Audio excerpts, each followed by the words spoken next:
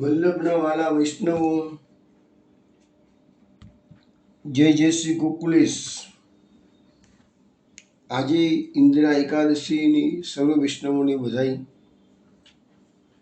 વૈષ્ણવ ગઈકાલે સત્સંગમાં મૃત્યુની થિયરી સમજાવતા યમલોકનો રસ્તો કેટલો ભયાનક છે તેનું વર્ણન 3 નંબરનો સ્કંદ અને 30મો અધ્યાય એમાં જે લખ્યું છે એ પ્રકારે વર્ણન કર્યું હતું. પછી સમજાવવામાં આવ્યું હતું કે હોસ્પિટલમાં બેડ પર મૃત્યુ થાય એના કરતાં ઘરે આવે એ મૃત્યુ થાય અને એ પણ પવિત્ર ચોકામાં, તે અતિ ઉત્તમ છે. તો એ બધી વાતો આજે આપણે પાછી આગળ એ મૃત્યુની જે થિયરી છે એ આગળ સમજવાનો થોડો પ્રયત્ન કરીશું. હવે આપણે આજે સમજવાના છે શું કરવું જોઈએ, તો એની વાત કરીશું. પણ એની પહેલાં એક કીર્તન સાજીનું શ્રવણ કરીએ. સખિયન સંગ રાધિકા વિનત સુમનન વનમાસ. એ કીર્તન કુંજમાં 1060 નંબરનું છે કીર્તન, 1060. સખિયન સંગ રાધિકા વિનત સુમનન વન માજ. સખિયન સંગ રાધિકા વિનત સુમનન વન માજ. સાજી પૂજન કો આતુરહી ઠાડે કદંબ કી છાડ. સુમનન વન માજ. सखी बेस है मोहन को ले चली आपने गेह. पूछी कीर्ति यहाँ को सुंदरी तब कहो मेरी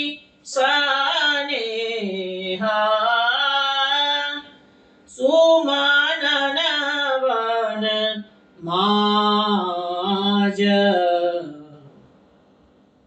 साजी खेल विदा कर सबको दो पोड़े सेज मजार. सगरी राती सूरज स्वामी बसी सुख कियो अपार. सुमनन वन माज. सखियन संग राधिका विनत सुमनन वन माज. વૈષ્ણવ, આ કીર્તન તમે ગોરી રાગમાં શ્રવણ કર્યું છે.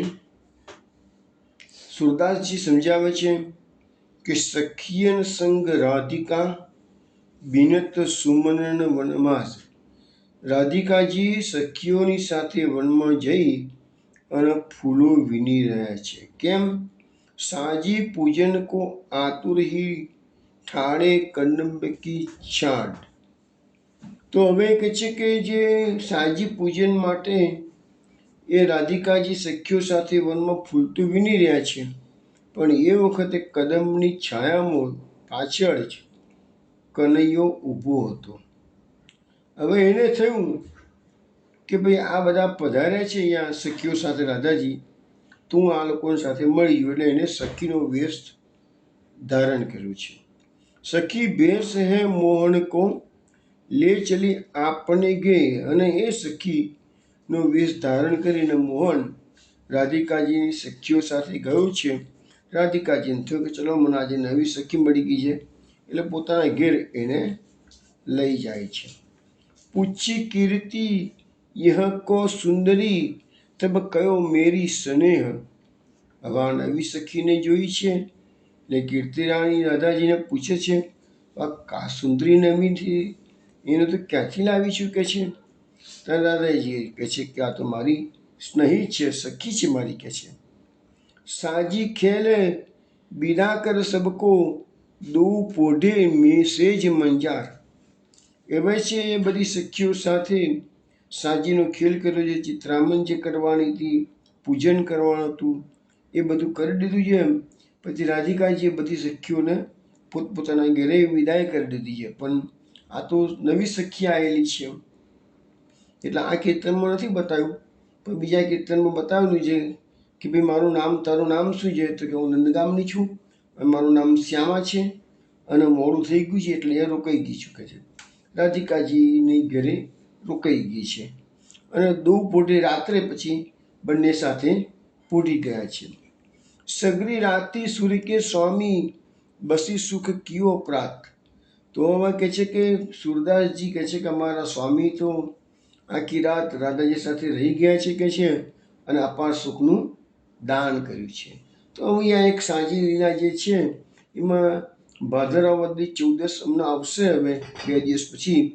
તો શ્રીનાથજીના મંદિરમાં વડોદરામાં નાગદમન શ્રીનાથજીમાં એ શ્રીનાથજી બાબાના શ્યામા સખીનો શૃંગાર કરવામાં આવે છે વર્ષમાં એકવાર. આ બે હુપ પછી કોઈ કહી ના શકે કે આ શ્રીનાથજી બાબા છે. બધાને એવા લાગશે આ શ્યામા સખીના અમે દર્શન કરેલા છે. તેવો સુંદર શૃંગાર દર વર્ષે એક દિવસ માટે મંદિરમાં કરવામાં આવે છે. હવે વૈષ્ણવ, ગઈકાલે આપણે જે મૃત્યુની થિયરીની 2 દિવસથી વાત કરીએ છીએ એની પાછળનો મારો ભાવ એવો છે કે મૃત્યુથી એક તો પહેલાં તો ગભરાવાનું નીકળીએ. મૃત્યુ વહેલું કે મોડું આવવાનું છે એ મનમાં ડર કરી દેવાનું. બીજી વસ્તુ કે ગઈકાલે જ સમજાવ્યું હતું કે મૃત્યુ હોસ્પિટલમાં આવે એના કરતાં ઘરમાં આવે તો વધારે ઉત્તમ. કેમ? તો ઘરમાં બધી જે વિધિ છે આપણે સમજાવું છું શું કરવાનું છે એ બધું સચવાય. હોસ્પિટલમાં બેડ પર એ સચવાય જ નહીં. એક વાત છે.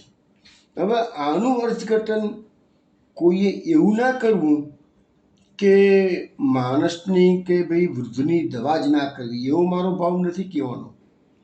તમારો ભાવ જો કોઈ છોકરાનો ભાવ એવો હોય કે સારું આ તો આપણને સમજાવવામાં જોઈએ, હોસ્પિટલમાં ના રાખવા, ઘરે રાખવા, વહેલા મરી જાય તો સારું છૂટ્યા, તો એ ભાવ હશે તો બહુ મોટો અપરાધ છે. તમે હોસ્પિટલમાંથી ઘેરે તમારા મા બાપને લઈ આવો પણ એની પાછળનો ભાવ એવો હોવો જોઈએ કે એનું મૃત્યુ સુધારવાનું છે. પછી તમારે નોકરી પર, ધંધા પર, સમાજમાં જવાનું નથી. એની જોડે બેસી રહીને કથા, કીર્તન, એના શરીરે હાથ ફેરવવાનો, એની સેવા કરવાની, એને પડવો ઝીલી લેવાનો, એ બધી સેવા કરવાની છે. અને આ વૃદ્ધોની, માતાની સેવા ભગવાનની સેવા કરતાં વધી જાય છે. ગુરુજનોની સેવા કરતાં પણ આ વૃદ્ધોની સેવા વધી જાય છે. હવે આપણા સમાજમાં અત્યારે શું છે કે આપણી પાસે એટલી બધી અજ્ઞાનતા પ્રવર્તે છે કે લોકો એમ માને છે કે અમારો સેવાનો સમય હોય એ પહેલાં સેવા કરી લેવાની, વૃદ્ધનું જે થવું હોય થાય. અથવા તો ગુરુદેવ પધારે છે તો પહેલાં ગુરુદેવને સાચી લેવાના, વૃદ્ધનું જે થવું હોય. તો ના, આ બહુ, જો તમારા ગુરુદેવને તો 500 સેવકો સારામાં સારા હશે, પણ તમારા મધરને તો તમે 1 કે 2 કે 3 છોકરાઓ હશો, વધારે કેટલા હશો? તો પછી પાછા એવો ભાવ પણ નહીં કે મારે શું લાગ્યું છે, પેલો કરતો નથી હું બધું કરું કે છે. તો એ બધી જે વિટંબણાઓ આવે છે એમાં સહન તો વૃદ્ધને કરવું પડે છે. અને એ વૃદ્ધ સહન કરીને મરી જશે ને તો એની નિશાસા તો બાળકોને મીન્સ કે સંતાનોને પડે જ છે. ભલે કે શું મોઢેથી બોલે નહીં, પણ એનો અંતરાત્માનો થતો હશે સાલો મેં આ છોકરાને ઉછેરીને મોટો કર્યો અને અંતિમ સમયે જીવન મારી હાલત કરે છે. કારણ કે શું છે કે આ વૃદ્ધોને જ્યારે મરવાનો સમય થયો હોય ને તો પહેલી ખાસિયત એ છે કે એમનો સ્વભાવ ચીડિયો થઈ ગયેલો હોય છે. તો એ ભલે વૃદ્ધ ચીડિયો સ્વભાવ હોય પણ તમારે એની સામે ચીડ નહીં કરવાની, ગોટા નહીં પાડવાના, પ્રેમથી વર્તન કરવાનું. એમની જે અત્યારનો સમય કેવો છે કે ડાયપર નીકળી ગયા છે. અત્યારે કેરટેકરો પણ તમને મળી રહે છે પૈસા ખર્ચતા. એટલે હવે તો સંતાનોને વૃદ્ધોની સેવા કરવાનો કોઈ સવાલ જ નથી આવતો. પૈસા જ ખર્ચવાના છે. ડૉક્ટરને બોલાવો તો ઘેર આવી જાય, એના બી પૈસા ખર્ચવાના, કેરટેકરના પૈસા ખર્ચવાના છે. એટલે પોતાની જાતે જે પુણ્ય કમાવાનું છે કે વૃદ્ધોની સેવા કરી અને પ્રભુની પ્રસન્નતા પ્રાપ્ત કરવાની, એ તક તો આજકાલના બધા છોકરાઓ ચૂકી જ જાય છે. અને બીજી વસ્તુ, વૃદ્ધાવસ્થામાં એક મોટો મુશ્કેલી એ છે કે એ વૃદ્ધોને ખાવાના ચટાકા બહુ થઈ જતા હોય છે. હવે તમને એનાથી એનો ખોરાક પચતો પણ નથી હોતો. પછી કહે છે મારે ભજીયા ખાવા છે, તમે લડી નાખો એના પર, એના ભજીયા ખાવાના છે, ખાવા તક તો છે નહીં. ના, ભજીયા ખાય, મને ખબર છે કે વૃદ્ધો ભજીયા ખાવા બેસશે ને તો 1 કે 2 મોણ ખાશે, બસ થઈ ગયું એમ જ કહી શકે છે. એ નહીં ખાઈ શકે. પણ એવા સમયે એની ઈચ્છાને પૂર્ણ કરવાની છે. તમે એને લડશો નહીં, મહેરબાની કરીને. બહુ જ ખોટું છે. જે છોકરાઓ મા બાપને અડધૂત કરે છે ને, હું તમને અત્યારે શ્લોકો બધા સમજાવીશ. એના મેં શ્લોકો કાઢ્યા છે ગરુડ પુરાણના અને બીજેથી ભાગવતમાંથી. તમને સમજાવું છું આનું કેટલું મહત્વ છે. આ હું 3 દિવસથી મૃત્યુ વિશે જે બોલું છું એનું કારણ એ છે કે અવેરનેસ લાવી છે. આપણે મૃત્યુ વિશે એટલા ગંભીર નથી. આપણી મુશ્કેલી ક્યાં છે? આપણે આપણા છોકરાની ચિંતા કરીએ છીએ. આપણા છોકરાના ઘરે છોકરું થયું હોય એની ચિંતા કરીએ છીએ. હજુ કદાચ છોકરું આવ્યું પણ ના હોય એ પહેલાં તો આપણે એની ચિંતા કરીએ કે છોકરાના ઘરે છોકરો આવશે તો એને આમ કરાવીશું તેમ કરાવીશું. અને પણ આપણો દેહ પડશે પછી આપણે ક્યાં જઈશું એની ચિંતા આપણે નથી કરતા, કારણ કે આપણી અવેરનેસ નથી. મેઇન તકલીફ એ છે.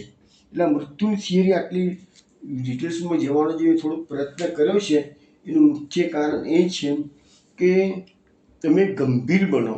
તમારું પણ બીજું શું છે, તમે તમારા મા બાપ સાથે ખરાબ વર્તન કરશો તો એક દિવસ એવો આવશે કે તમારા જ બાળકો તમારી સાથે, તમે જ્યારે વૃદ્ધ થશો તો તમારી સંતાન તમારી સાથે આવું જ વર્તન કરશે. હું તમને એક કિસ્સો કહું. અમે 2001ની સાલમાં લીલી પરિક્રમા કરવા ગયેલા હતા. જેતીપુરામાં 7 દિવસનો મુકામ હતો. અમારા વડોદરાના એક હર્ષદભાઈ મજમુદાર, એક વયોવૃદ્ધ વડીલ, એ કોઈ કાર્યક્રમમાં ત્યાં જેતીપુરા આવેલા હતા. એમને સમાચાર મળ્યા કે નારાયણ દોશી પરિક્રમા કરવા આવ્યા છે. એટલે સવારના પરમાં 7 વાગે એ પૂછતા મારા પાલ પર આવી ગયા. બી ક્યાં છે? નારાયણ દોશી ઉતર્યા છે. તો આ જગ્યા પર છે કે છે, આવી ગયા. સવારના પરમાં 7નો સુમારો હતો. અમે લોકો ગિરિરાજીની તળેટીમાં ગિરિરાજી સમ્મુખ બેસી અને પાઠ કરી રહ્યા હતા. મારી દીકરી પણ મારી સાથે હતી.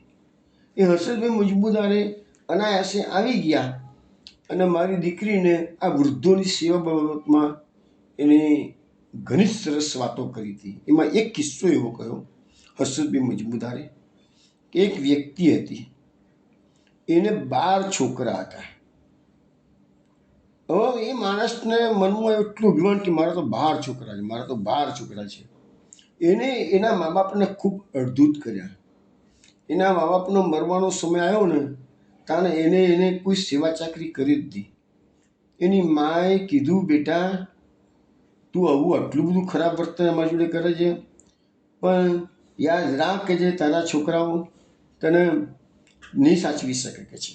કારણ કે મને તો 12 છોકરા છે કે છે, મને કેમ ના સાચવે કે છે. અને પરિસ્થિતિ નિર્માણ એવી જ થઈ કે એ માજી તો મરી ગયા બિચારા. તો એ દુઃખે સુખે છોકરો તો કરતો નહીં. પણ પછી છોકરાની જ્યારે વૃદ્ધાવસ્થા આવી ત્યારે પેલા 12 દીકરા પેલા મોડે તો નિશાસા નતા નાખ્યા, પણ અંદરથી જે નિશાસા પડ્યા, પરિસ્થિતિ એવી નિર્માણ થઈ કે એક પછી એક 12 છોકરા પહોંચી ગયા. પેલા છોકરો વૃદ્ધ થયો, સાવ એકલો પડી ગયો. હવે એને તો કોઈ ખવડાવનારું ના રહ્યું, લકવો થઈ ગયો, પથારીવશ થઈ ગયો. હવે કોઈ કરનાર હતું જ નહીં. એનું તો જેને 12 છોકરા હતા એને અભિમાન હતું કે મારા તો 12 છોકરા છે, મને શું થવાનું છે કે છે. પણ એની માએ એને છેલ્લે એના માએ મોઢે નહોતું કીધું, એના મનમાં હતું કે સાલું મારી પાસે આટલું ખરાબ વર્તન મારો છોકરો કરે છે કે છે, તો વૃદ્ધોને ક્યારે હળદૂત નહીં કરવાના. એ ભાઈ માટે તો એવું સાંભળ્યું હતું. એમ કે મસૂદબી કે હઝરત કાકાએ મારા મોઢે કહ્યું હતું કે પછી તો કે છે કે એનું તગાડે એનામાં એ શક્તિ પણ ના રહી કે એનું શરીર ગંધ મારતું હોય, લેટ્રિન થઈ જતું હોય, કોઈ સાફ કરનાર ના રહે કે છે. આજુબાજુ પડોશી આવે ને તો ટિફિન મૂકીને જતા રહે કે છે, ખવડાવે ને આજુબાજુના પડોશીઓ કે છે, પણ ઘરમાં કોઈ ના આવે નહીં, મતલબ આ બધું ગંધ મારે પણ સાફ કોણ કરે બધું કે છે. તો આવી પોઝિશન ક્રિએટ થતી હોય છે. તારે કિસ્સો કીધો છે, સત્ય ઘટના છે કે હસર કાકા તો અહીંયા વડોદરામાં બહુ જાણીતા વૈષ્ણવ હતા. ખૂબ વલ્લભપુરની ખૂબ સારી સેવા કરતા હતા. અત્યારે તો હસર કાકા છે નહીં, પણ આ તો મને એકદમ યાદ આવી ગયું કે વૃદ્ધોની સેવા ન કરે ને અડધૂત કરે છે ને, તો એને કદાચ અત્યારે કદાચ કોઈને એમ થાય કે હું શું થઈ જવાનું છે, શું થઈ જવાનું છે. પણ ના, એ તમને નડશે. આજે નહીં નડે તો કાલે, અને કાલે નહીં નડે તો પરલોકમાં મૃત્યુ પછી તમારી સંતાનો પણ તમારી સાથે એવું જ વર્તન કરશે જે તમે તમારા મા બાપ સાથે. જો તમે તમારા મા બાપ સાથે સારું વર્તન કર્યું છે તો તમારી સંતાનો ઓટોમેટિકલ છે. તમારા સંતાનો જુએ કે ના જુએ, આ બધું કુદરતી જ છે. ટીટ ફોર ટેટ છે જ. ભગવાનના ઘરનો કાયદો બધા માટે સરખો છે. એટલે તમને કહીએ છીએ કે તમારે તો આ એક તક મળતી હોય વૃદ્ધોનું મૃત્યુ સુધારવાની, તો મહેરબાની કરીને જે વસ્તુ મેં સમજાવી છે એને અમલમાં મૂકજો. સૌથી મોટામાં મોટી વાત એક જ છે કે ઘરડા મા બાપને વૃદ્ધાશ્રમમાં જે લોકો મૂકવા જાય છે એ મહાભયાનક ભૂલ કરી રહ્યા છે. આના જેટલું મોટું પાપ કોઈ નહીં. કે એ વૃદ્ધની જે અંદરની જે આંતરડી કકડા છે ને એ તમને મોડે કશું કહી નહીં શકે.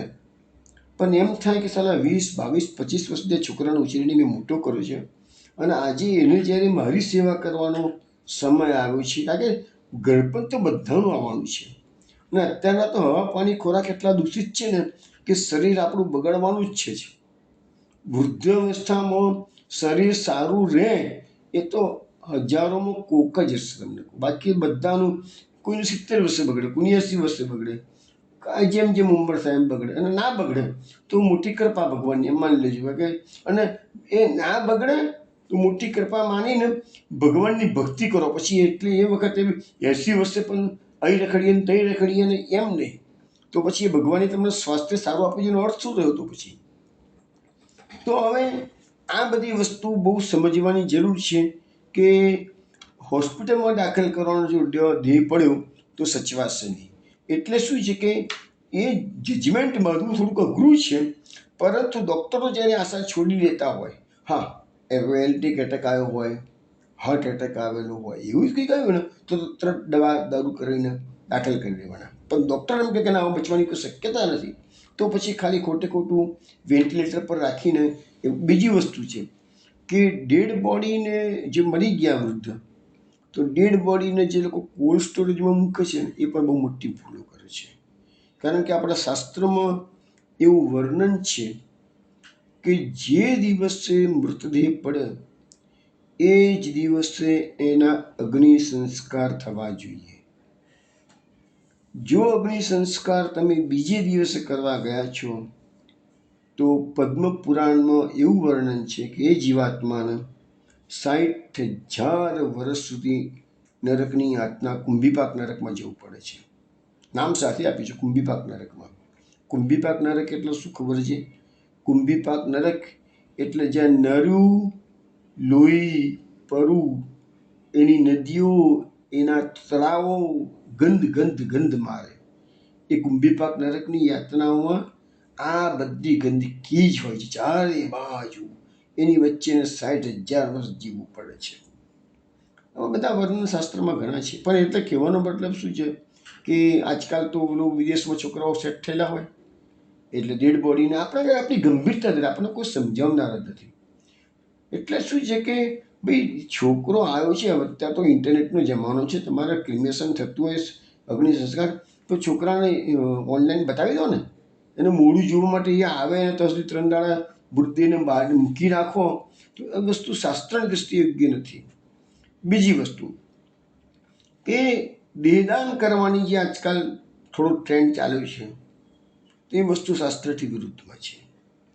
આપણા ત્યાં સંસ્કારની અંદર અગ્નિ સંસ્કારને પણ મુખ્ય અંતિમ જે છે એ અગ્નિ સંસ્કાર છે. તો અગ્નિ સંસ્કારની જો વિધિ જ ના થાય અને દેહ તમે મેડિકલ કોલેજને આપી દો, તમે એમ કે મેં પુણ્ય કર્યું, પણ પુણ્ય સાચું તમારે દાન કરો તો બધી ઘણી વસ્તુઓ છે. દાન કરો ને તો દેહનું દાન કરવું જોઈએ. તો દેહ તો અગ્નિને આપવાનું છે. આ દેહ અગ્નિને આપવા માટે છે, નહીં કે મેડિકલ કોલેજમાં એને તમે મેડિકલ સ્ટુડન્ટ તો પછી તમારા અંગોને ત્યાં વાદ કાપ થશે અને એ બધા ગમે ત્યાં જગ્યાએ નાખવામાં આવશે અને ત્યાંને તો જે ડેડ બોડી હોય છે ને વાદકાપ કરે પછી તો એનું જે લઈ જતા હોય છે તો સંતાનોને તો મળતી જ નથી. એ ડેડ બોડી એ લોકો એમની રીતે નિકાલ કરતા હશે. ગમે તેવી પબ્લિક એનો નિકાલ કરે છે. અમને જ થોડા વખત પહેલાં જ કોરોના ગયો. કોરોનામાં તો ઢગલાબંધ લોકો મળતા હતા કે પેપરમાં આવતું હતું કે સ્મશાનોમાં લાઈનો લાગતી હતી કે છે. હવે કોરોનામાં તો એવા કેટલાય પેશન્ટો, કેટલાય લોકો મરી ગયા છે કે જેને અગ્નિદાહ તો આપ્યો જ નથી અને પેલા લોકોએ એક સાથે બધાને મૃતદેહને સળગાવી લીધા હોય એવા બન્યા છે. એવા તો ગંગાજળ જમનાજળ કોણ મૂકવા જાય? એટલે આ બધી પરિસ્થિતિ બહુ જ નિર્માણ થાય. એટલે શું છે કે જેટલી તમે ભક્તિ કરશો ને એટલું ભગવાન તમારો અંતિમ સમય સાચવી લેશે. એટલે અગ્નિ સંસ્કાર એ ખૂબ જરૂરી છે દેહદાન નહીં કરવાનું. બીજું, જે સંતાનો પિતૃઓને અંતિમ સમયે સેવા કરી અને આશીર્વાદ લે છે તો એના ઉપર ભગવાનની પણ મોટી કૃપા ઉતરે છે. પરિવાર સુખી થાય છે. અને જો ઘરડાની આંતરડી કકડી જાય તો અત્યારે તો તમને ખ્યાલ નહીં આવે, પણ તમારા સમય જતાં પરિવારને દુઃખી થઈ જશે. કારણ કે અંદરની આંતરડી તો કકડવાની જ છે. બહાર ભલે કશું બોલે નહીં ગયા. બીજી વસ્તુ કે પિતૃઓની વાત તો બાજુ પર રહી, પણ તમારા અડોશ પડોશમાં કે સગાવાળામાં કોઈ નજીકમાં મૃત્યુ થતું હોય અને તો જમીન નજીકમાં જઈ અને ભગવાન નામ સ્મરણ એને કરાવો તો પણ એનું ઘણું મોટું ફળ છે.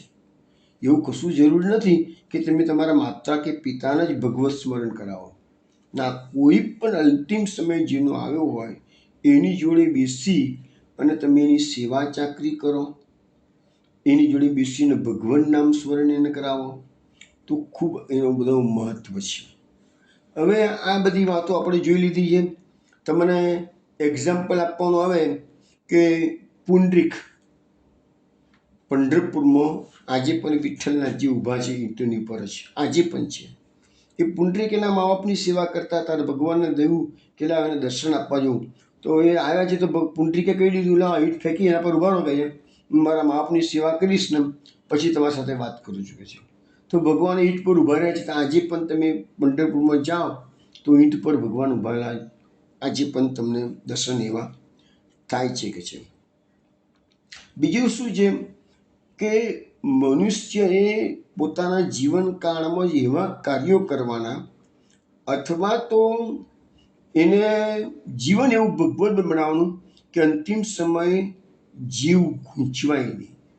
હવે શું થાય છે તમને સમજાવું કે મનુષ્યથી ક્યારેક અજાણપણે પણ ખોટા કર્મ થઈ જતા હોય છે અને મૃત્યુનો સમય આવે તાને રીલની માફક એના આખું જીવન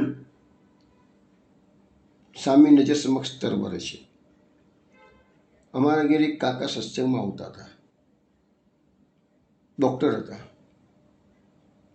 મારા મોડે ઘણી વાર કીધું છે મેં કે નારાયણભાઈ એક બ્રાહ્મણને જ મેં ઇન્જેક્શન આપ્યું હતું અને બ્રાહ્મણ મરી ગયું. મને બહુ દુઃખ થાય છે. અત્યારે મને વારંવાર યાદ આવે છે કે મેં બ્રહ્મ હત્યાનું પાપ કર્યું છે કે છે. તો હું કાકાને સમજાવું, કાકા તમે ડૉક્ટર તરીકે બ્રાહ્મણને ઇન્જેક્શન આપ્યું અને તમારા મનમાં એવો ભાવ હતો ખરો કે આનું મારી નાખું? તો કે ના, બિલકુલ નહીં. તમે ઇન્જેક્શન તો સારા ભાવથી આપ્યું છે ને? તો કે મેં ચોક્કસ એને કામ લાગે, મીન્સ કે એની તબિયત સુધરે એ ભાવથી જ આપ્યું છે.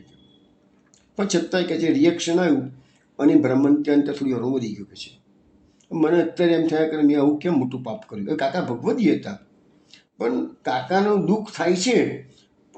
અનેક વખત મને આ પ્રસંગ યાદ કરાવ્યો છે. હું દર વખત તમને સાંત્વના આપું કે ના કાકા, હવે તમે ચિંતા ના કરશો, મનમાંથી આ આર્ટિકલ કાઢી નાખો કે તમે કોઈ પાપ નથી કર્યું.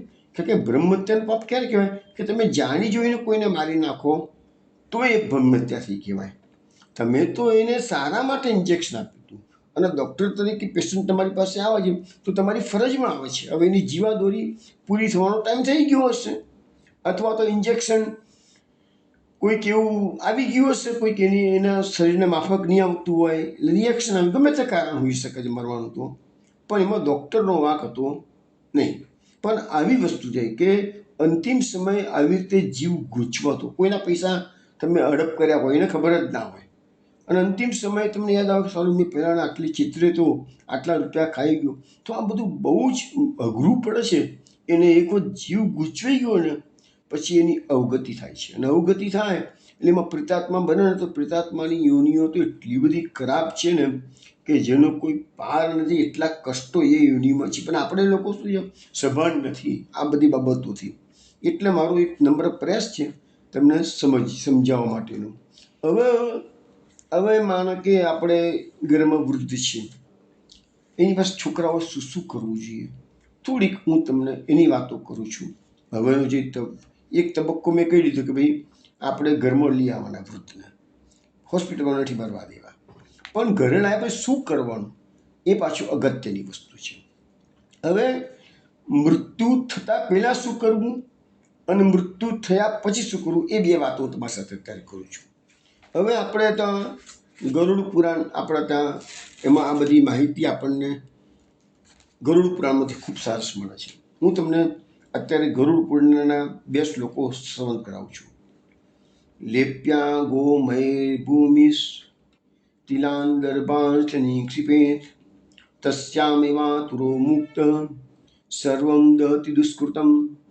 આનો અર્થ એવો થયો કે સૌ પ્રથમ ભૂમિને ગોબરથી લીપવી જોઈએ, તેની ઉપર તલ અને કુસકુસ એટલે આપણે ગ્રહણમાં દર્ભ લાવ્યા હતા ને એ દર્ભ પાથરવા જોઈએ.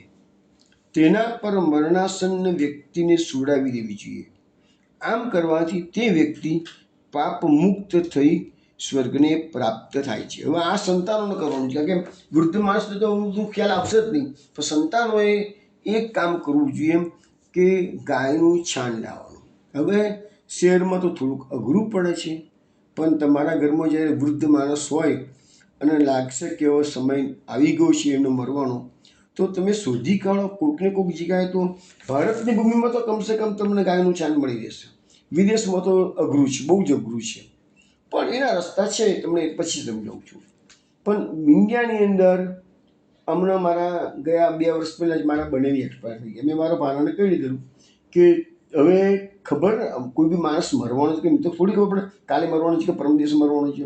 મરશે નજીકમાં મરશે એટલો ખ્યાલ આવે, કારણ કે જે શરીર ધીરે ધીરે ગળતું જાય એનાથી અંદાજ આવી જાય. એટલે મેં એને કહેલું કે તું ગૌમૂત્ર અને છાણ તારા ઘરની બહાર મૂકી રાખ, અને 2-3 દિવસ થાય તો ફેંકી દેજે ખેતરની અંદર, તમારા ગાર્ડનમાં કે કુંડામાં ગમે ત્યાં.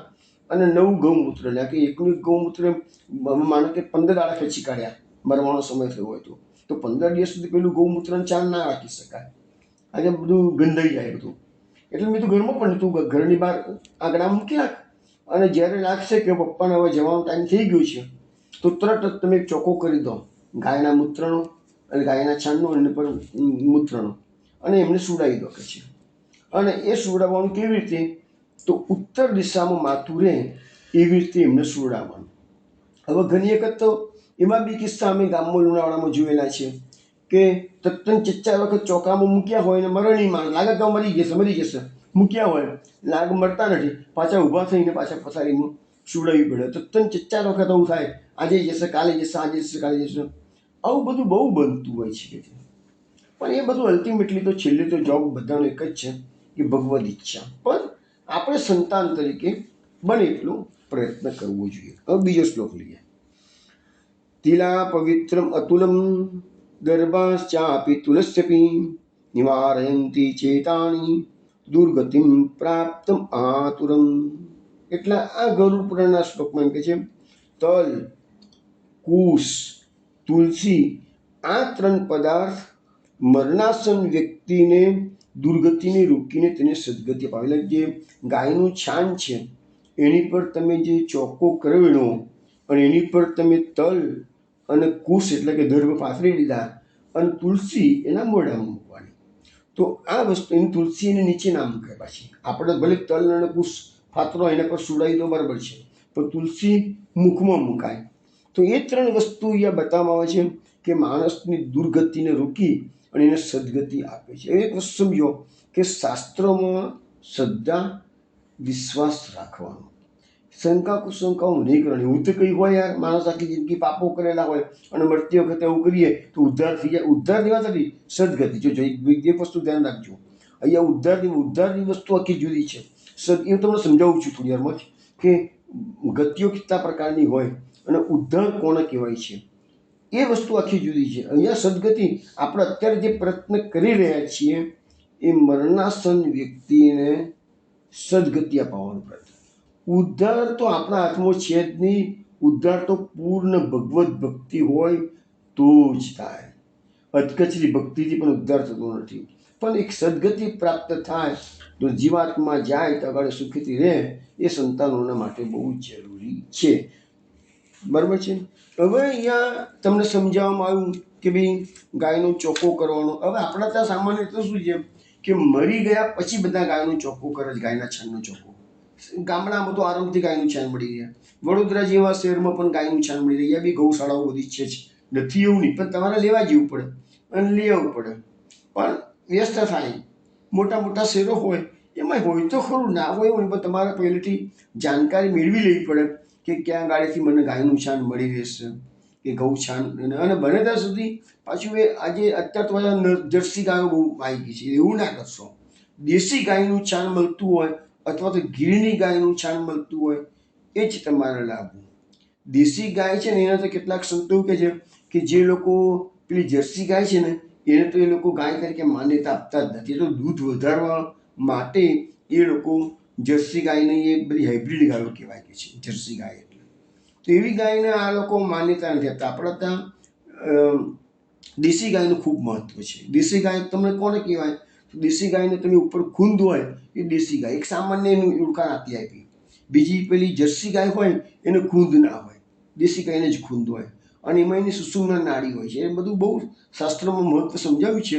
અને વિશેષ જેને માહિતી જોઈતી હોય એને ગીતા પ્રેસ ગોરખપુરમાંથી ગૌ સેવા વિશેષાંક બહાર પડેલો છે. આઈ થિંક કે અહીંયા સંસ્થા વસાહત વડોદરામાં દાડિયા બજારમાં ગીતા પ્રેસના પુસ્તકોમાં, અને ગીતા પ્રેસના પુસ્તકો તો ઓનલાઈન પણ મળી જાય છે. પણ ગૌ સેવા વિશેષાંક એક દરદાર પુસ્તક એ લોકો બહાર પાડ્યું છે. એમાં બધી ઘણી સરસ માહિતીઓ આપેલી છે. ગૌ સેવાનું ઘણું મહત્વ સમજાવ્યું છે. બીજું પુનર્જન્મ અને પરલોક, એના વિશે પણ એ લોકો અવેરનેસ કેળવવા માટે એ ગીતા પ્રેસવાળાને એક અંક બહાર પાડ્યો છે. એ પણ અત્યારે અવેલેબલ છે. સંસ્થા વસાહતમાંથી પણ મળશે, તો ગુજરાત સહકારી પુસ્તકાલય છે ત્યાંથી બી મળશે, ના હોય તો ઓનલાઈન પણ મળી શકે છે કે છે. પણ આ બંને પુસ્તકો તમને પુનર્જન્મ અને પરલોકની બધી માહિતી ખૂબ સુંદર એમાં આપવામાં આવેલી છે. એટલે ચોખ્ખો કર્યો, ઉત્તર દિશામાં માથું રહે એવી રીતે સુડાવી દીધું.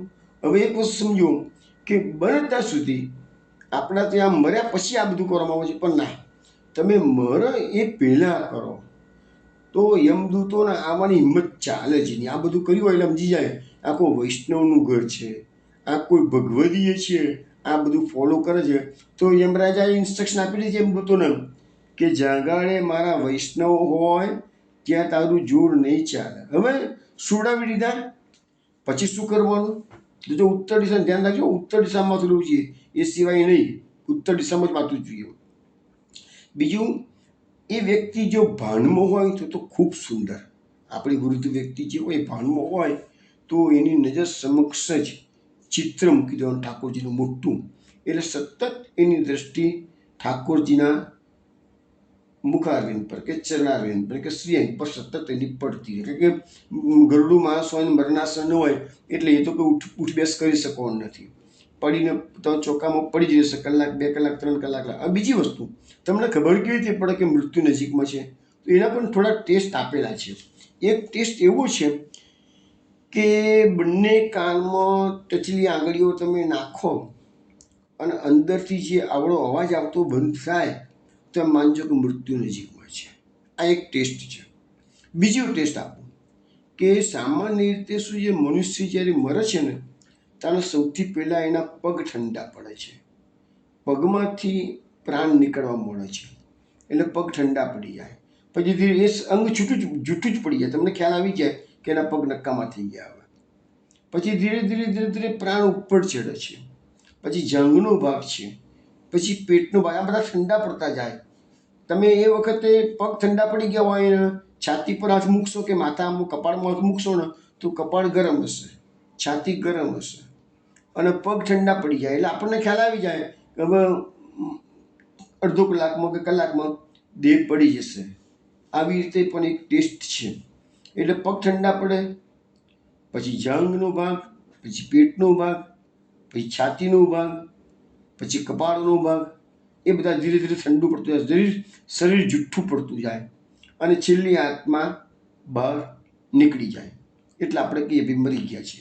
પણ જ્યાં સુધી શરીરમાં આત્મા હોય ત્યાં સુધી ઉપરનો ભાગ જે છે ને, માથું તો કે કપાળનો ભાગ ગરમ રહેતો હોય છે. આ એક ટેસ્ટ છે. બીજું શું છે, અમે ગામમાં તો જોતા હતા ને તો પેલું થીજેલું ઘી મૂકતા હતા પગમાં, છાતીમાં, કપાળમાં. એટલે જો ઘી પીગળી જાય એટલે માની લેવાનું કે શરીરમાં ગરમાવો છે. અને ગરમાવો છે એને અર્થ એવો કે હજુ આત્મા શરીરમાં છે. ભલે એ બેભાન થઈ ગયેલો હોય, એનું શરીર બેભાન થઈ ગયેલું હોય, પણ આવી રીતે ઘી મૂકીને પણ ટેસ્ટ અમે લુણાવાડામાં મેં જોયેલું છે. એ લોકો બધા કરતા હતા આવી રીતે ટેસ્ટ. હવે ઠાકોરજીનું ચિત્ર સામે રાખ્યું. તુલસી તો આપણા વૈષ્ણવના ગળામાં હોય છે જ, પણ ના હોય ઘણા એવા હોય છે કે ભાઈ એમને એલર્જી છે તુલસીની, પણ તો ભાઈ તુલસીની કંઠી તે પહેરાવી દેજો મહેરબાની કરીને. પછી કપાળ પર શુદ્ધ કંકુનું તિલક કરવું. શુદ્ધ કંકુ એટલે કયું કંકુ? અત્યારે બજારમાં જે કંકુ મળે છે ને એ બધું કેમિકલયુક્ત કંકુ હોય છે, તો એવું કંકુ નહીં લાવવાનું. શુદ્ધ કંકુ હળદરમાંથી જે કંકુ બનાવે છે એને હળદી કંકુ કહે છે, એ શુદ્ધ છે. એટલે કેમિકલ્સ વાળું કંકુ લાવો તો દેખાય તમને કંકુ, પણ એ કેમિકલ. અત્યારે માર્કેટમાં મોટે ભાગે કંકુ બધા અવાજ મળતા, પણ અમે લોકો તો ગોકુળમાંથી શુદ્ધ હળદી કંકુ મંગાવી દઈએ છીએ. એટલે શુદ્ધ કંકુ તમારે મંગાવીને ઘરમાં રાખવાનું. બીજી વસ્તુ શું છે કે મસ્તકની આસપાસના ભાગમાં શુદ્ધ ગાયના ચોખ્ખા ઘીનો દીવો કરવો. એટલે ગાયનો દીવો કરવો, ગાયના ઘીનો દીવો કરવો. પછી બજારમાં ડેરીનું ઘી બી ગાયનું આવે છે અને બીજું પણ આવે છે, પણ એમાં હવે તો શું છે કે અહીંયા મળી રહેતા હોય છે. તમે જો તપાસ કરો ને તો શુદ્ધ ગાયનું દેશી ઘી મળી રહેતું હોય છે. એટલે એવા ઘીનો તમારે દીવો કરવો. ના હોય તો ડેરીના પણ ગાયના ઘી તો મળતા જ હોય છે, પણ એનો તમારે ઘીનો દીવો કરવો. પછી મરણાસન્ન વ્યક્તિ હોય, જો મરી નથી ગયેલી, એની પહેલાં જ એના મુખમાં ચરણામૃત, ગંગાજળ અથવા જમના જળ, તુલસી પત્ર, પંચરત્ન વગેરે મૂકવું. હવે જમના જળ આપણા વૈષ્ણવના ઘરમાં હોવું જોઈએ. હવે જેના ઘરમાં ન હોય તો એ લોકોએ ઘરમાં લાગે કે હવે મૃત્યુ આજે નહીં તો 6 મહિને વર્ષે પણ આવવાનું છે. ગરડું માણસ છે એટલે હવે જીવીને કેટલું 80 વર્ષ જીવશે, 85 90 કેટલું જીવીને જીવશે. પણ તમને અંદાજ આવી જાય કે ભાઈ શરીર ગળવા મળ્યું છે, હવે શરીર સારું રહેતું નથી, હાર્ટના પેશન્ટ બની ગયા છે, કેન્સર થયેલું છે, એવા રોગો થયેલા હોય એટલે આપણને ખબર પડી જાય કે બહુ લાંબુ નહીં કાઢે એમ. તો અને બીજું કશું નહીં, લાંબુ કાઢે કે ના કાઢે, પણ આપણા ઘરોમાં કમસે કમ બીજું કશું ના હોય પણ ચરણામૃત અને જમનાજી તો હોવા જ જોઈએ, અને હોય જ છે વૈષ્ણવના ઘરમાં. તો હવે તમને કહું કે શુદ્ધ જમનાજી કેવી રીતે મેળવાય? તો અત્યારે જે લોકોને ઘરમાં જમનાજી ના હોય એ લોકોએ અત્યારે વ્રજની અંદર જમનાજીમાં પૂર આવેલું છે, તો અત્યારે જે જમનાજી વ્રજમાં છે એ શુદ્ધ છે. બાકીના દિવસોમાં, ચોમાસા સિવાયના દિવસોમાં જે જમનાજી ત્યાં છે એ શુદ્ધ નથી હોતા.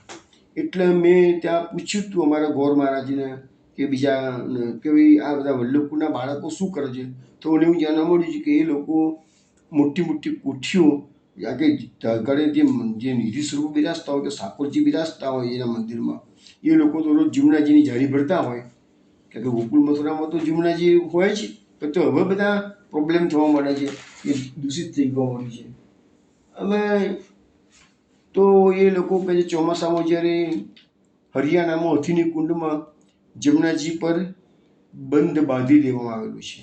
એટલે હરિયાણામાં બધું પાણી જે જમનાજીનું છે ને જળ એ રોકી દે છે આ લોકો. પણ ચોમાસામાં જ્યારે હેવી રેઇન પડે છે ને ત્યારે હથીની કુંડમાંથી પાણી છોડવામાં આવે છે. અથવા તો જન્માષ્ટમી જેવા તહેવારો હોય, ભાઈબીજ જેવા તહેવારો હોય, ત્યારે પણ સરકાર હથીની કુંડમાંથી જમના જળ છોડે છે. એ વખતે થોડું જળ શુદ્ધ આવી જાય છે. તો એવી રીતે એ લોકો બધા જ્યારે મુખ્ય ભીતરિયાઓ એમની પાસે હોય એટલે બેડા ભરીને જ્યારે જમનાજીમાં પુરાયું હોય ત્યારે જમનાજીનું પાણી મોટા મોટા ટાંકા કે મોટી મોટી કોઠીઓ વસાઈ હોય તો આખા વર્ષનો સ્ટોક એ લોકો કરી દેતા હોય. ગોર મહારાજને આપણા જેવા યજમાનો જઈ અને જમનાજીમાં આગળ આખા વર્ષમાં ગમે ત્યારે તો પણ એ લોકો પણ થોડો ઘણો સ્ટોક કરી દેતા હોય છે. અને આપણને 500 mlની કે 1 લીટરની આપણી જે એ હોય તાંબાની લોટી એ ભરી આપે છે. પણ અત્યારના તબક્કે જેને બી જમનાજી જોઈતું હોય તો અત્યારે પૂર જમનાજીમાં આવેલું છે છેલ્લા કેટલાય વખતથી. હજુ પૂર ઉતરી ગયું છે પાણી પહેલાં કરતાં તો, પણ હજુ પૂરું નથી ઉતર્યું. તો અત્યારે તમે તમારા જે ગોર મહારાજ હોય એને કહી ને થોડું ઘણું જમનાજી કમસે કમ વધારે નહીં તો 500 mlની લીટર પણ તમે એની વ્યવસ્થા કરી દો. અત્યારે તક છે જ. પછી અમને થોડા વખતમાં જમનાજીનું પાણી બધું નીચે ઉતરી જશે ને પછી જે જમનાજી મળશે ને એ શુદ્ધ નહીં મળે. એટલે અત્યારે તબક્કો તમારા ઘરમાં સ્ટોક કરવા જોઈએ. કમસે કમ 1 લીટર જળ તો જમનાજીનું વૈષ્ણવના ઘરમાં હોવું જોઈએ. તો તમને અવાતવાર તબક્કે એ શુદ્ધ જમનાજી તમે વૃદ્ધ માણસની મરણાસન્ન વ્યક્તિના મુખમાં પધરાવી શકો. પછી ગળામાં તુલસીની માળા કીધી, તો કપાળ પર તિલક કરવાનું કીધું, જમનાજી આ બધું મુખમાં. પછી પંચરત્ન જેવી વસ્તુ તો તમે કદાચ મર્યા પછી મૂકશો તોય ચાલશે, પણ આ ચરણામૃત, જમનાજી, તુલસી પત્ર એ બધું તમારે જીવતે જીવ મૂકવાનું. બધા લોકો કરે છે પણ બધા મર્યા પછી મૃત વ્યક્તિને મોઢામાં મૂકે છે. એકચ્યુઅલી તો આ જીવતે જીવ કરવાનું છે. પછી બીજી અગત્યની વાત કે મરણાસન્ન વ્યક્તિ જ્યારે ચોકામાં મૂકેલી છે તે વખતે તમારે મહેરબાની કરીને બિલકુલ રડારોડ કરવી નહીં. એને ઓળખાણ પીછાણ કરાવવાનો પ્રયત્ન કરવો નહીં. હવે માનો કે દીકરો બોમ્બે રહેતો હોય, આવી ગયો હોય, ફોન કર્યો હોય, એટલે વિદેશમાં ગયેલો હોય, આવી ગયેલો હોય, એટલે પેલો દીકરો આવીને બાપા મરવા પડ્યા છે અને કે હું આવી ગયો છું પિતાજી, ચિંતા ના કરશો પપ્પા, હું આવી ગયો છું. ના, મહેરબાની કરી એવી લૌકિક ઓળખાણો ના કરાવશો. એનું ચિત્તને સંપૂર્ણપણે ભગવદમય બનાવી દો. તમે બેઠા હોય બાજુમાં, એની નજર પડે, એને ખ્યાલ આવે કે મારો દીકરો મેરે સારી વસ્તુ છે, પણ એનું ચિત્ત એમાં જવું ના જોઈએ. તો એનું શું છે કે એની ગતિ જે સુંદર રીતે આપણે કરવા માગીએ છીએ એ નહીં થઈ શકે. એટલે કોઈ પણ સગું આવે, તમે મને ઓળખો છો, હું તમારા ફલાણો સગો છું, એવું બધું આ મેં જોયા નેટિવમાં અમે રહેતા હતા, આ બધું બહુ ચાલતું તો અમે જોતા હતા નાના હતા. તો એવી વૃદ્ધ માણસને મરવા પડ્યો હોય પછી લૌકિક ઓળખાણ, પછી ભલે એ દીકરી આવે કે દીકરો આવે કે ભાઈ આવે કે બેન આવે કે ગમે તે સગું આવે, એવી ઓળખાણો કરવાનો જરૂર. હવે એ ઓળખાણોનો સંબંધ તમારો પૂરો થઈ જ જવાનો છે. હવે કલાક 2 કલાક કે દિવસ 2 દિવસની જ વાત છે. તો પછી શુક્રાની લૌકિક ઓળખાણ આપી અને એની આસક્તિ વધારો છો. બહુ અગત્યની વસ્તુ છે. આ બધી અજ્ઞાનતા આપણી છે, દૂર કરજો વૈષ્ણવો. લૌકિક વાતો પણ જોડે બેસીને, ચલો ભાઈ દુનિયામાં કોઈ નાનો મોટો બનાવ બન્યો હોય, સમાજનો બનાવ બન્યો, અને ત્યાં તમે મરણાસન્ન વ્યક્તિની તબિયત જોવા માટે ગયા છો, તો ત્યાં બેસીને તમે દુનિયા પર લાગે કે ભાઈ સમાજમાં હું બતાવવા આવ્યા છીએ સગાવાલા તરીકે, મારી ફરજ છે, મારી તબિયત જોવા જવું જોઈએ એમ કહીને તમે જાઓ. ભલે ચોકામાં ડેડ બોડી એમ ચોકામાં ના નાખ્યું હોય અને પથારીમાં હોય, તો પણ જે રૂમમાં એ વૃદ્ધ વ્યક્તિને મૂક્યા હોય, લાગે કે હવે ગમે ત્યારે એ પડશે, ચોકામાં નથી નાખ્યા કે કંઈ એવું કંઈ એવું એવું નહીં, પણ હજુ કદાચ 15 દાડા કાઢે કે 20 દિવસ કાઢે. ચોખામાં તો ક્યારે નાખીએ છીએ કે લાગે કે હવે આજે નહીં કાઢી શકે તે વખતે ચોખામાં નાખીએ. 15 દિવસ સુધી ગાયના છાણ પર સુડાઈ ન રખાય વ્યક્તિને. 2-4 કલાક હોય તો બરાબર છે ગાયના છાણના ચોખામાં. તો એવા વખતે પણ પેલા જે છોકરાઓ હોય એમને પોતાના જે સગાવાળા આવેલા હોય એને બહારથી જ ઇન્સ્ટ્રક્શન એવી વ્યવસ્થા કરવાની કે અંદરના રૂમમાં જઈ અને લૌકિક વાતો કરવી નહીં, અને તમારે ભગવાન નામનો ઘણો જ મોટો મહિમા આપણા શાસ્ત્રોએ સમજાવ્યો છે. એટલે આ બધી વસ્તુઓ તમે મૂકજો વૈષ્ણવો, તો તમારું પણ કલ્યાણ થશે અને વૃદ્ધનું પણ કલ્યાણ થશે. લૌકિક વાતો કરી આયા ચા પાણી કરાવવાના, નાસ્તા કરાવવાના, એવી બધી ફોર્માલિટીને મહેરબાની કરીને બાજુ પર કાઢજો. પછી ભગવાન નામમાં શું છે કે જો જીવતે જીવ હોય તો તમે એમના અષ્ટક સર્વોત્તમ બધું જ કરી શકો છો. પણ એક વખત દેહ પડ્યો તો પછી તમે અષ્ટાક્ષરના જપ કરવાના, ગીતાના પાઠ કરવાના, કોઈ પણ ભગવાન નામ લેવાનું. પણ પછી આ મહાપ્રભુજીના જે બધા આપણા 16 ગ્રંથ છે ને એ અપવિત્ર અવસ્થામાં પાઠ ન થઈ શકે. સુતકી દેહ પડી ગયો એટલે સૂતક લાગી ગયું કહેવાય. સુતકી અવસ્થામાં પછી શ્રીકૃષ્ણમાં બોલી શકાય, ગીતાનો પાઠ પણ થઈ શકે છે, પણ 16 ગ્રંથ કે ભાગવતનો પાઠ એવા અપવિત્ર અવસ્થામાં ન થાય. પછી હવે જો આત્મા નીકળે છે એટલે તમને ખ્યાલ આવી જશે કે આત્મા જો નીચેના દ્વારથી જાય તો એ અધોગતિને પ્રાપ્ત કરે છે. આપણા શાસ્ત્રોમાં લખ્યું છે. પણ મુખ, નાક, આંખો કે કાનમાંથી આત્મા જાય બહાર તો એ ઉર્ધ્વગતિ પ્રાપ્ત કરે છે. અને જે યોગી લોકો હોય એ લોકોનો બ્રહ્મરંગ છેદીને તાળવામાંથી ફાટીને આત્મા જાય તો એ મુક્તિ પ્રાપ્ત કરે છે. આ સામાન્ય આપણી 9 દ્વારની આપણી આ નગરી છે, એમાં કયા દ્વારમાંથી આત્મા બહાર નીકળે છે એ અગત્ય. મોટા ભાગે અમે જોતા આવીએ છીએ કે આંખથી કે મુખથી આત્મા, અને કારણ કે મોં પૂરું થઈ જાય ને એટલે ખ્યાલ આવી જાય છે કે મુખથી આત્મા નીકળી ગયો છે. બીજું, મરણ વખતની વ્યક્તિને મેં ગઈકાલે બી આ વસ્તુ સમજાવી હતી કે મોટે ભાગે વાચા હનાઈ જાય છે, એટલે કે વાણી બંધ થઈ જાય છે. હવે એ માણસ મરવા પડ્યો છે એ વૃદ્ધ, તો એની અંતિમ ઈચ્છા એ વખતે નહીં પૂછવાની કોઈ દિવસ. લોકો પછી શું છે, બાપા તમારી કઈ ઈચ્છા હોય તો કહેજો. ના, અંતિમ સમયે ઈચ્છા નહીં પૂછવાની. તમારી ઈચ્છા પૂછવી હોય ને તો એ સ્વસ્થ હોય અને લાગે છે કે ભાઈ ડૉક્ટરે કીધું આશા બહુ નથી તમે લઈ જાઓ, તો ભલે કીધું હોય પણ એનો અર્થ નથી ડૉક્ટર ના પાડે એટલે કે આજે આજે મરી જવાના છે.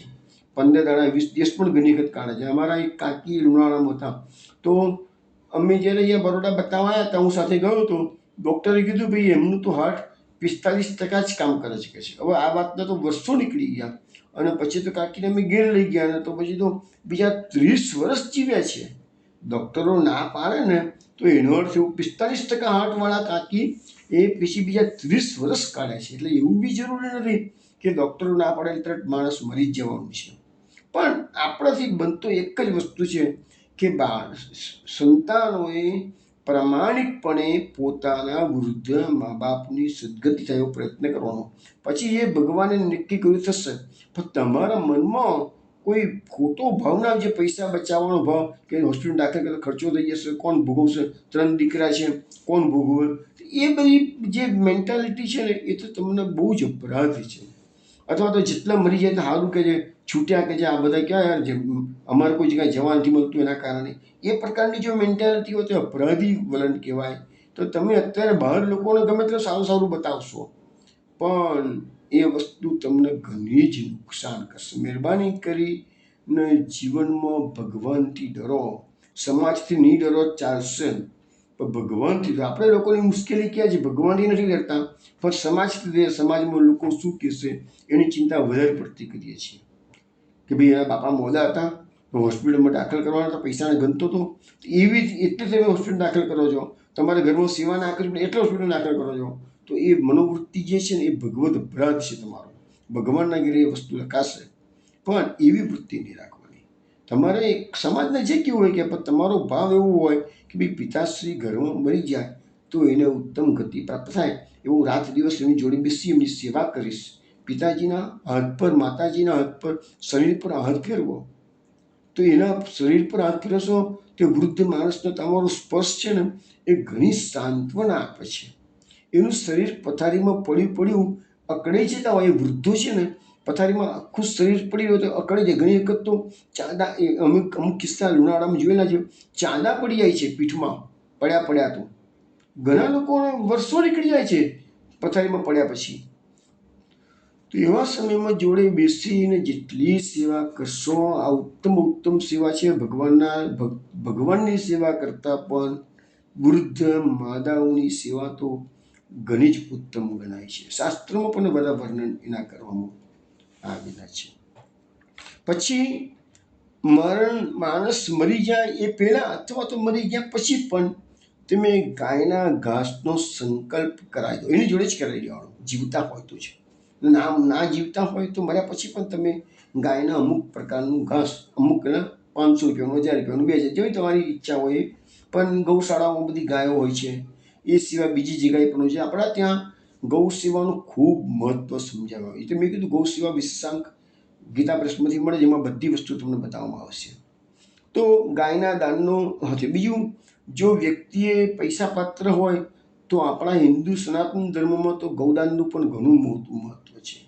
જીવતે જીવ પૈસા પાત્ર વ્યક્તિ હોય તો સાક્ષાત ગાયને લાવી અને યોગ્ય બ્રાહ્મણને ના હોય તો ગોળને પણ ગાયનું દાન વિધિપૂર્વક કરવું જોઈએ. જીવનમાં એકવાર, વધારે વાર નહીં પણ એકવાર ગાયનું દાન કરો. ભગવાને પૈસા આપેલા છે તો એ તમારે ખર્ચો કરવાનો. નથી કરી શકતા તમે તો કમસે કમ જીવતે જીવ ચાંદીની ગાયનું પણ દાન કરો. ચાંદીની ગાયની શક્યતા ઓછી હોય તો નાની ગાય. એના માટે પેલી કથા એક આવે છે કે એક શેઠ હતા, બહુ કંજૂસ હતા, પણ મરવા પડ્યા, પણ પૈસો ખર્ચાય નહીં. એટલે તો શેઠાણીએ કીધું કે ભાઈ તમે મરવા પડ્યા છો તો ગાયનું દાન તો કરો કે છે, કમસે કમ પૈસા તો ઘણો ભગવાન આપે. કે ના ના, એવા પૈસા ખોટા ખર્ચાતા હશે કે છે. એટલે શેઠાણીએ શું કીધું શેઠને કે સારું કે છે, હું તમને ગાયના છાણમાંથી જ બનાવેલી ગાયનું દાન કરવાનું કહું છું. એ તો તમે કરશો ને. હા, એ હું કરું કે છે, ગાયના છાણમાં તો પૈસા શું થવાના છે કે છે. એટલે શેઠાણી બહુ હોશિયાર હતા. એટલે એમને શું કર્યું, ચાંદીની ગાય લઈ આવ્યા એ શેઠાણી, અને બહાર એના પર બધી બાજુ, ચારે બાજુ ગાયનું છાણ લપેટી દીધું અને સૂકવી નાખ્યું. પછી અને બ્રાહ્મણને બોલાવી અને શેઠના હાથે પેલી ચોદીની ગાય આપી છે ખરેખર તો, પણ બહાર એને બધું દેખાય છાણ. એટલે છાણવાળી ગાય એને પેલા શેઠને એમ જ છે કે મેં છાણની ગાય દાન કરી છે કે છે. તો શેઠ એગ્રી થઈ ગયા હતા અને શેઠના હાથે બ્રાહ્મણને એ ગાય દાન કરાવડાવી. હવે શેઠ તો મરી ગયા. પછી વૈતરની પાર કરવાનો વારો આવ્યો. એટલે પછી તગાડે કીધું એમ દોરોએ કે જેને ગાયનું દાન કર્યું હોય એને ગાયનું પૂંછડું પકડીને આ વૈતરની પાર કરવાની છે, અને જે ગાયનું દાન ન કર્યું હોય એને એમનેમ પાર કરવાની છે. હવે પેલા શેઠ તો ગભરાયા કે ગાયનું દાન તો મેં કર્યું છે, પણ કહે છે મેં તો છાણની ગાયનું પૂંછડું પકડવું પડશે મારે કહે છે. અને વૈતરણીમાં તો છાણની ગાય હોય તો ફટાફટ છાણ બધું ઓગળી જશે, તો હું તો ડૂબી જઈશ કે છે વૈતરણીમાં કહે છે. શેઠ રડવા લાગ્યા, પણ હવે ગીત છૂટકો જ નહોતો. ત્યાં તો તમારું કોઈ જોર ચાલતું નથી એ જગાએ તો વૈતરની પાર કરવાની આવી વાત કથા આવે છે. એટલે તગાડે એના માટે પેલા યમદૂતોએ એને છાણની ગાય આપી. એટલે એને છાણની ગાયનું પૂંછડું પકડ્યું ગભરાતા. પણ જેમ જેમ વૈતરની પેલી છાણની ગાય પાર કરવા જાય છે એમ છાણ ઓગળતું ગયું અને અંદરથી ચાંદીની ગાય નીકળી. શેઠને ખબર હતી નહીં. ચાંદીની ગાયનું પૂંછડું એને પકડી લીધું અને ચાંદીની ગાય પણ એને વૈતરની પાર કરી દીધા. શેઠને એમ થયું, ઓહો, મારી પત્ની આટલી બધી હોશિયાર નીકળી ગયા છે કે મને ખબર પણ ના પડી. ને ચાંદીની ગાય. શેઠ ખુશખુશાલ થઈ ગયા કે ચલો મારી પત્નીએ મારો આટલો ફાયદો કરી આપ્યો કે છે. એટલે કહેવાનો મતલબ શું છે કે આવી એક કથા છે. ક્યાંથી કથા છે, સાંભળેલી કથા છે મેં. પણ કહેવાનો મતલબ શું છે કે આપણા ત્યાં ગાયનો દાનનું ખૂબ મહત્વ છે. એટલે ગાયના ઘાસ તમે કોઈ પણ જો પૈસા પાત્ર વ્યક્તિ હોય તો ગમે ત્યારે કોઈ તીર્થમાં બી ગયેલા હોય તો તો તમે ગાયનું ગૌશાળાઓ તો આપણા ત્યાં ગુજરાતમાં ઇન્ડિયામાં તો ગૌશાળાઓ બધી ઘણી જ ગૌશાળા, પર્ટિક્યુલરલી વ્રજમાં જાઓ તો વ્રજમાં તો ઘણી જ ગૌશાળાઓ છે. ચંદ્ર સરોવર પર સુરશ્યામ ગૌશાળા છે. વિહારવનની હમણાં થોડા દિવસ પહેલાં મેં વાત કરી હતી, તો કારણે વિહારવનની મોટી ગૌશાળા છે.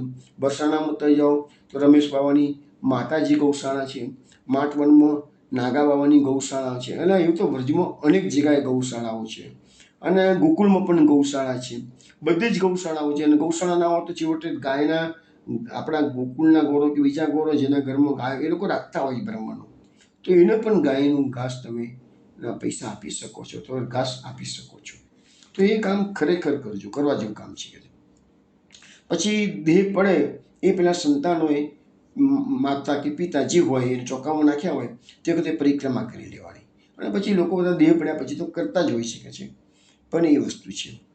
પછી આમાં એક દેહ પડી ગયો ને પછી એના પગના 2 અંગૂઠા હોય એ દોરીથી ફીટ મારી દેવાના, કારણ કે તો શું છે કે શરીર લગભગ જકડી જતું હોય છે. એટલે એ માટે આ તો લૌકિક વસ્તુ છે, એમાં કોઈ આધ્યાત્મિક એમાં વસ્તુ નથી.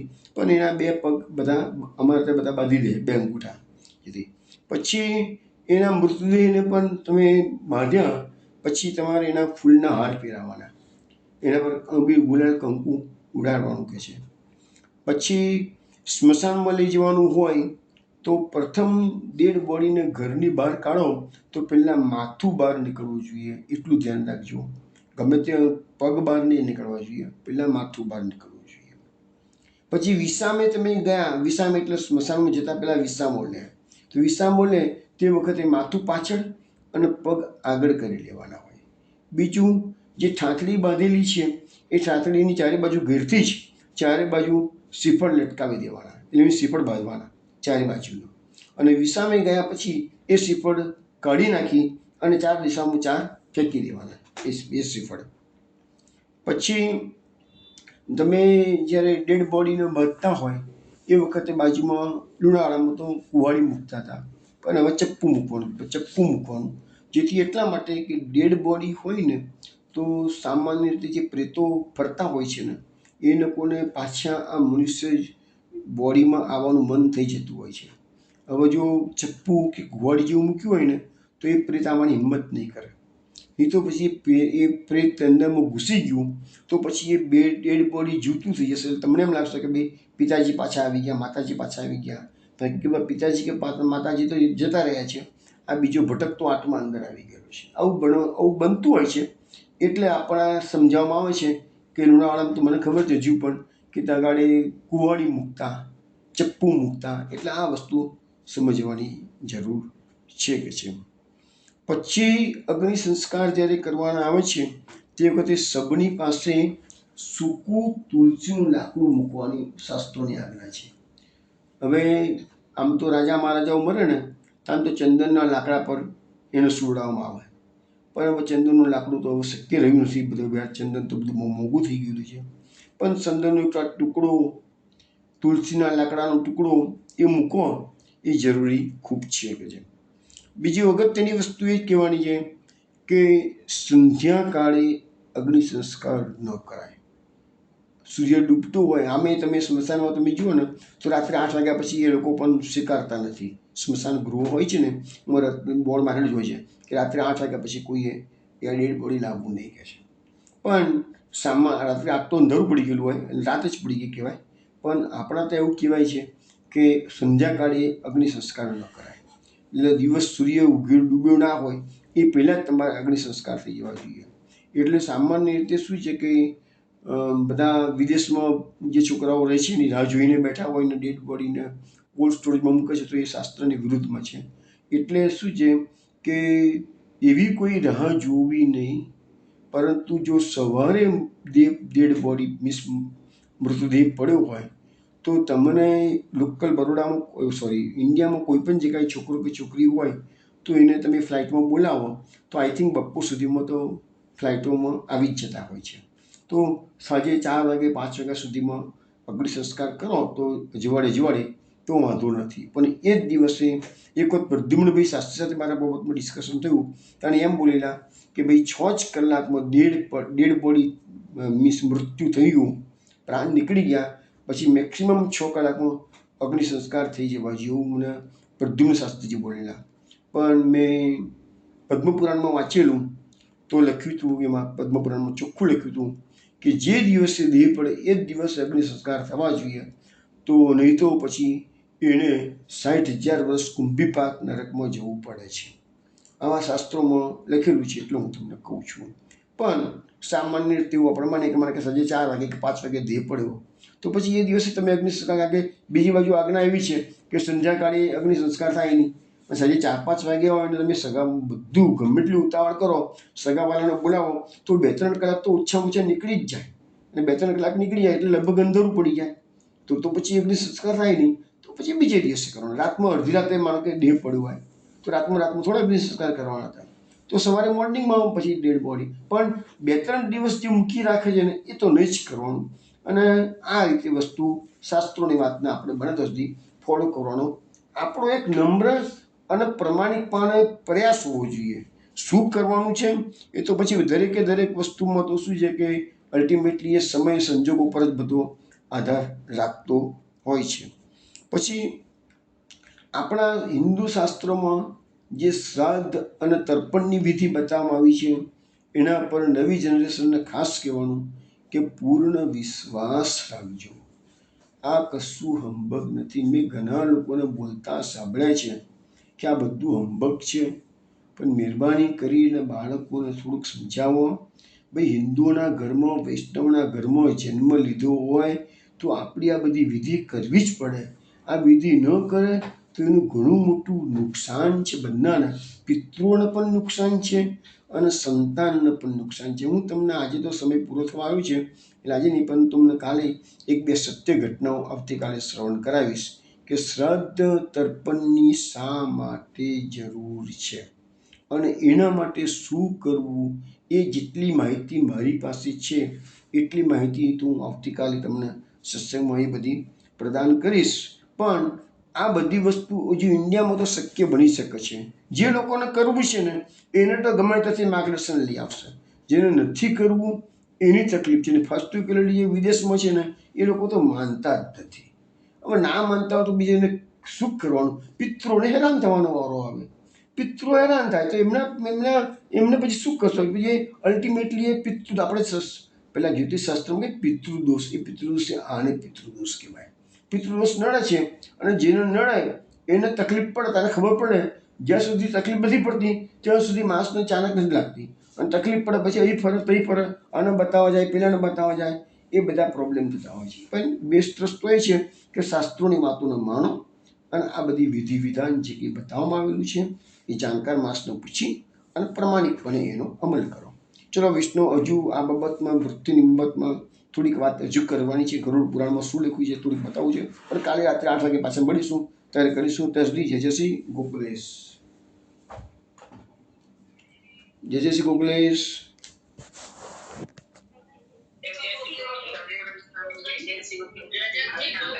જય શ્રી ગોકુલેશ.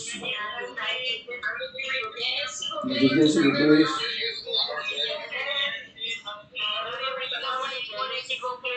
જય શ્રી ગોકુલેશ.